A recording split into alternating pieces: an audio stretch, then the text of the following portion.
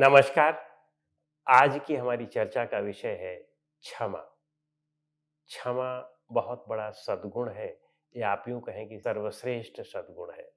और जिसके पास क्षमा नामक धर्म है, वह व्यक्ति श्रेष्ठतम है। और महाभारत में युधिष्ठिर कहते भी हैं कि क्षमा से बड़ा कोई धर्म नहीं है, क्षमा से बड़ा कोई सत्य नहीं है, क्षमा ही सर्वश्रेष्ठ है। वस्तुतः व्यक्तिगत जीवन में क्षमा का बहुत बड़ा महत्व है।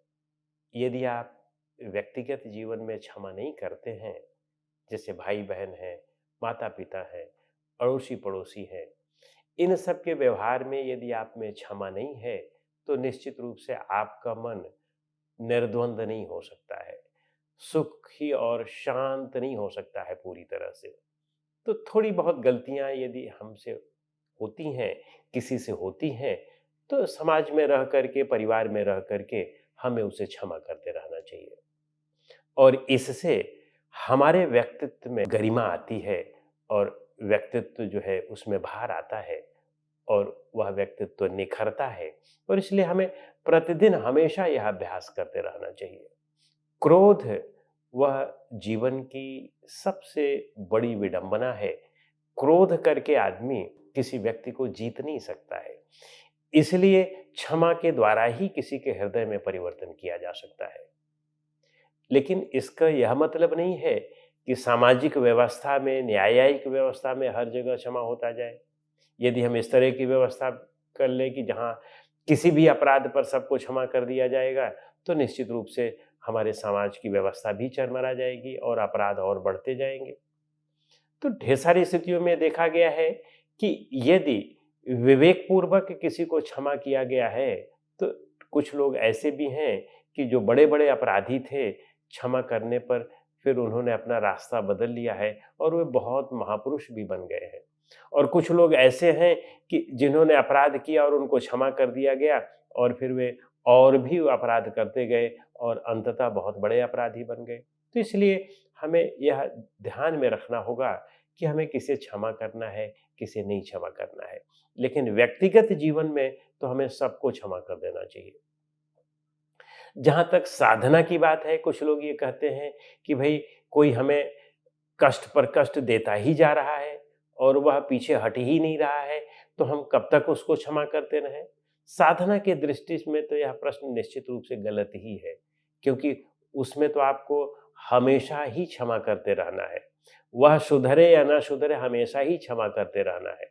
हाँ, जब पानी बहुत सिर के ऊपर आ जाए, तो उस स्थिति में कहा जा सकता है कि आप वहाँ से हट लें या उसकी उपेक्षा कर दें। उसको बहुत ज़्यादा समझाने-बुझाने का प्रयास ना करें। उससे अपनी संपूर्ण क्रियाओं को उसके प्रति जो है वह हटा लें, जिसे हम उपेक्षा कहते हैं। महर्षि पतंजलि भी उपेक्षा कहते हैं। उपेक्षा का मतलब यह नहीं है कि उससे ईर्ष्या या घृणा कर लें।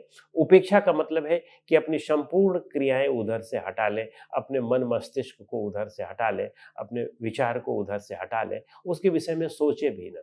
भले ही वह सामने पड़ जाए, लेकिन जब हम सोचेंगे ही नहीं, तो निश्चित रूप से हमारा कोई कल्याण नहीं होगा। लेकिन यदि हम क्षमा नहीं करते हैं, तो अगले को बहुत ज़्यादा उससे प्रभाव नहीं पड़ने वाला है।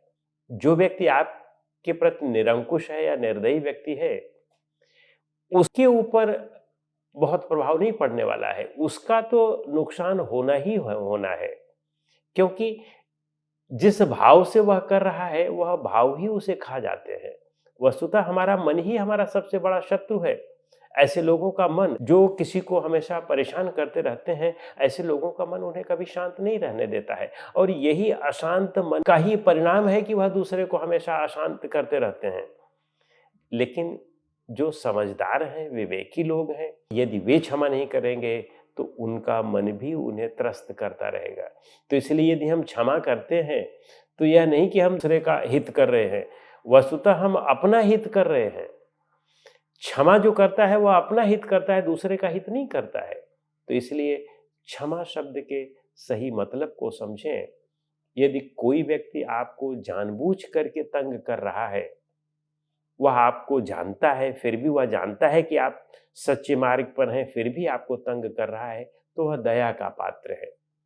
और यदि व्यक्ति अनजाने में आपको कष्ट दे रहा है, तो हो सकता है कि कोई भूल या भ्रम हो उसके मन में आपके प्रति, तो उसको समझा-बुझा करके ठीक करने का प्रयास करना चाहिए। लेकिन यदि वह फिर भी नहीं ठीक होता है, तो फिर उससे अपने आप की दूरी बना लेनी चाहिए। यही मूलतः हमारे पूरे साधना का रहस्य है।